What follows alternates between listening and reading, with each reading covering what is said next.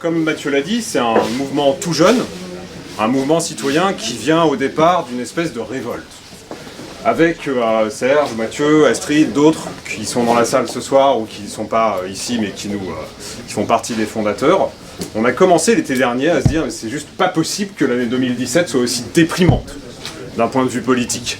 Parce qu'on est à peu près certain que ça va être une catastrophe, au moins au présidentiel, ce qui s'annonce. D'une part, vous en êtes tous conscients, on a une classe politique à bout de souffle, dont les errements et la corruption, disons le mot, font vraiment à l'heure actuelle la une et fatiguent tous les citoyens. Et d'autre part, on voit s'avancer du coup avec les présidentielles et peut-être aussi avec les législatives, la continuation des opérations de basse politique qui justement dégoûtent les citoyens au point qu'ils s'en détournent complètement. Alors, voyant ça, on s'est dit, bon bah, la solution qu'on peut avoir, ça peut être de se dire, bah tout ça nous dégoûte depuis tant d'années qu'on va continuer à être dégoûté, à être justement, à continuer à cultiver notre jardin et à faire autre chose. Mais en fait, l'enjeu est trop grave à l'heure actuelle pour faire comme si on pouvait rien faire. Donc, les uns et les autres, on s'est dit, bah, ce qu'on peut essayer de débloquer, ce sur quoi on peut essayer d'agir, c'est les points de blocage, justement, institutionnels, qui font que la vie politique à l'heure actuelle et le monde politique de la Ve République ne rendent pas justice, disons ça comme ça, aux aspirations des citoyens.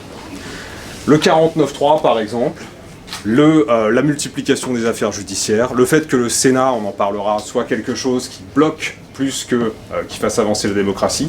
Tout ça, ce sont les propositions qu'on va vous présenter dans une seconde. C'est là-dessus, du moins, qu'on a commencé à avoir des propositions qui se disent tout simplement qu'est-ce qu'on peut débloquer et où est-ce qu'on peut faire en sorte d'avoir des mécanismes institutionnels qui marchent mieux. Il s'agit de rendre la parole aux citoyens ordinaires pour que ces derniers puissent, d'une part, proposer et voter des lois, et d'autre part, renouveler l'actuelle classe politique qui est complètement corrompue pour une partie d'entre elles, et pour le reste d'entre elles qui se dit que tout simplement on va continuer comme avant. Vous avez peut-être vu dans l'actualité récente, 2 candidats à la présidentielle, non des moindres, Fillon et Le Pen, qui réclament une trêve judiciaire. C'est quand même assez estomacant de voir des gens qui sont pris dans des affaires judiciaires réclamer que jusqu'au moment où ils vont se présenter au suffrage des citoyens, on les laisse tranquilles.